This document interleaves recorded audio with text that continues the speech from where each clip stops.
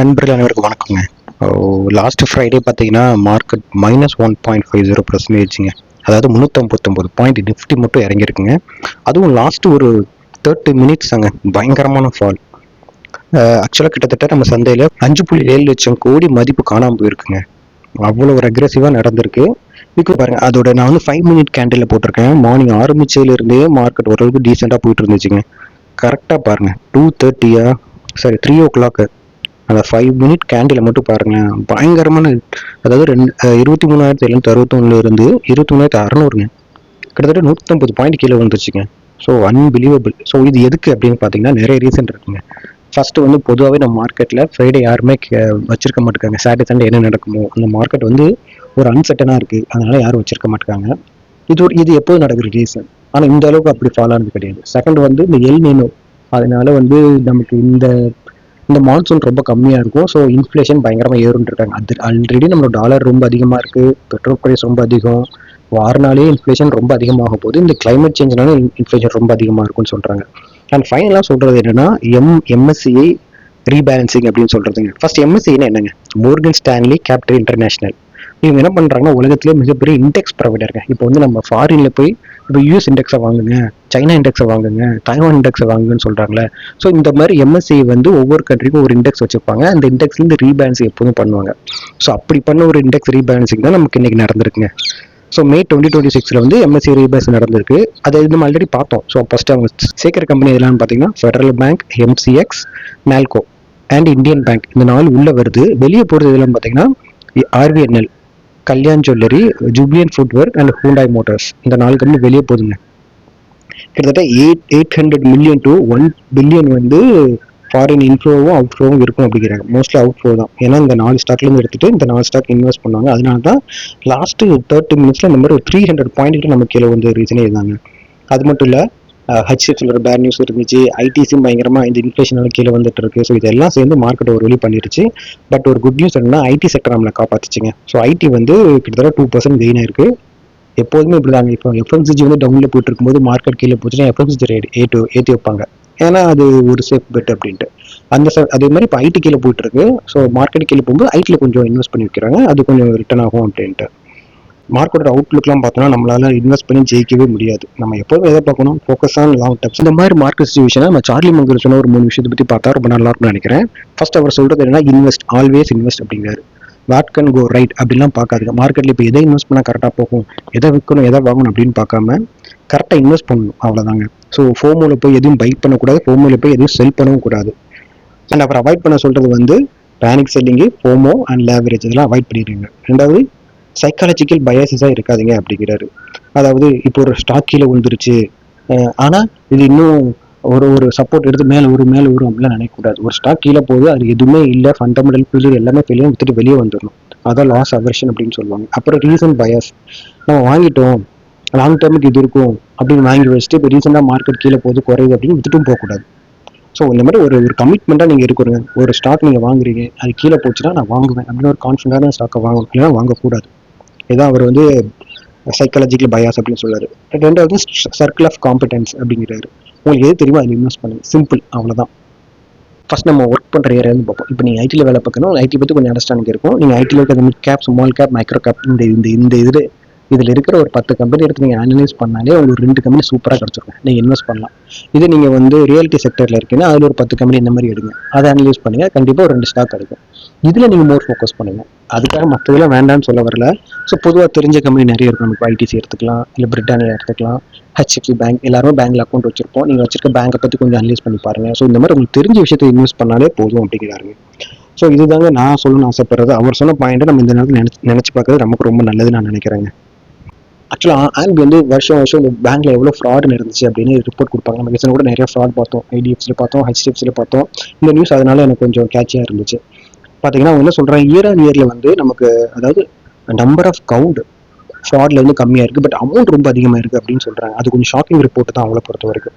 So அவங்க என்ன சொல்கிறாங்க, டோட்டல் ஃப்ராட் கேஸ் வந்து 2024 35,800, 2025 23,722, 2026 10,114, ரொம்ப கம்மி, வருஷம் குறைஞ்சிட்டே வருது.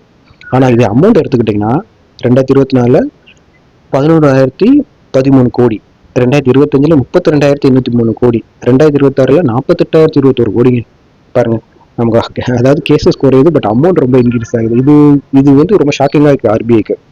ஏன் அப்படின்னு பார்த்தீங்கன்னா, கிட்டத்தட்ட இந்த ஃபைனான்ஸ் 2026 கிட்டத்தட்ட 8,640 கேஸில் வந்து 47,000 கோடி வந்திருக்கு. மொத்தத்தில் 85,000. இது வந்து எதில் வந்திருக்குன்னா லோன் ஃப்ராடில் தான் வந்திருக்கு அப்படின்னு சொல்கிறாங்க. இந்த மாதிரி லோன் ஃப்ராட் வந்து வருஷம் பார்த்தீங்கன்னா இன்க்ரீஸ் ஆகிட்டே போகுது. அப்படிங்கிற 3 வருஷம் பயங்கரமாக இன்க்ரீஸ் ஆகிட்டே போகுது.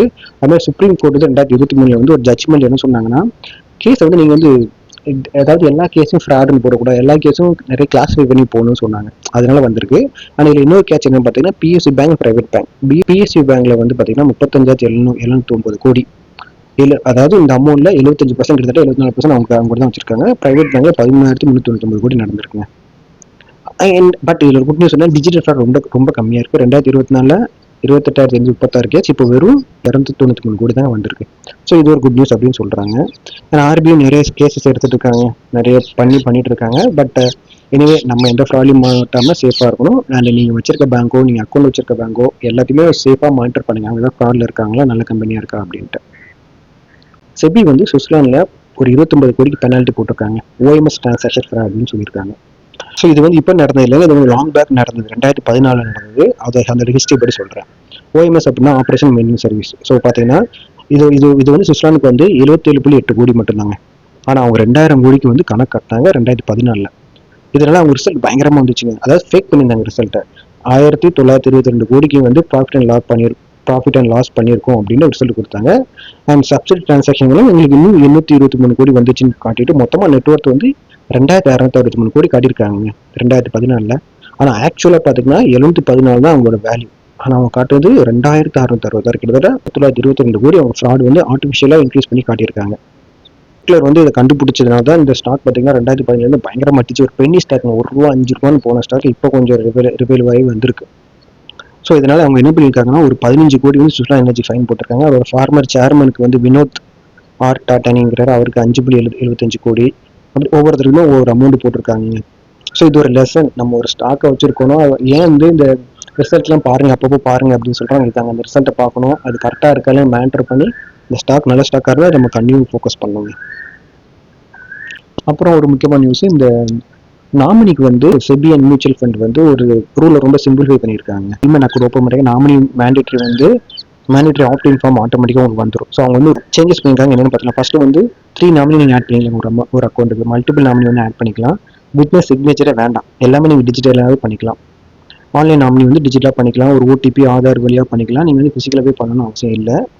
அப்புறம் வந்து மேண்டரி இன்ஃபோவும் கம்மி பண்ணியிருக்காங்க. முன்னாடி வந்து அவங்களோட ரிலேஷன்ஷிப்பு, மொபைல் நம்பர் எல்லாம் கேட்பாங்க. இப்போ only nominee name and relation மட்டும் போதும். Mobile number, email address, share allocation எல்லாம் தேவையில்லை. நீங்கள் இன்கே ஷேர் அலோகேஷன் கொடுக்கலன்னா 2 பேரும் 50-50, 3 பேர்னா 33 அந்த மாதிரி அவங்களே பிரித்து கொடுத்துருவாங்க.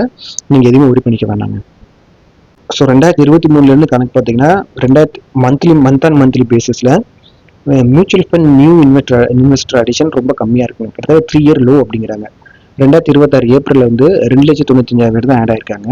இது ஜூன்ல இருந்து ரொம்ப கம்மி. ஸோ பிப்ரவரியில் எவ்வளோ இருந்துச்சு பார்த்தீங்கன்னா 7,63,000 பீக்ல இருந்துச்சு. மார்ச்ல 4,71,000, இப்போ ஏப்ரலில் 2,95,000. கிட்டத்தட்ட மந்த் ஆன் மந்த் கிட்டத்தட்ட 35 to 37% குறைஞ்சிட்டு வருதுங்க. நிறைய பேர் இது ஏன் அப்படின்னா அந்த மார்க்கெட் குறையதுனால நிறைய பேர் உள்ளே வர மாட்டாங்க, எல்லாரும் வெளியே போறாங்க. இதுதான் இதை வந்து நம்ம காட்டுது. கொஞ்சம் கேர்ஃபுல்லாக நம்ம இருக்கணும். எல்ஜி எக்யூப்மெண்ட் ஒரு கம்பெனி இருக்குங்க. ஸோ இது என்ன மாதிரி கம்பெனி, இது வந்து நம்ம கோயம்புத்தூர் பேஸில் ஒரு ஏர் கம்ப்ரெஷர் கம்பெனிங்க. இவங்க வந்து பார்த்தீங்கன்னா ரெவன்யூ 13%, ப்ராஃபிட் 23% வச்சிருக்காங்க. இந்தியா, நார்த் அமெரிக்காவில் இருக்கிறாங்க.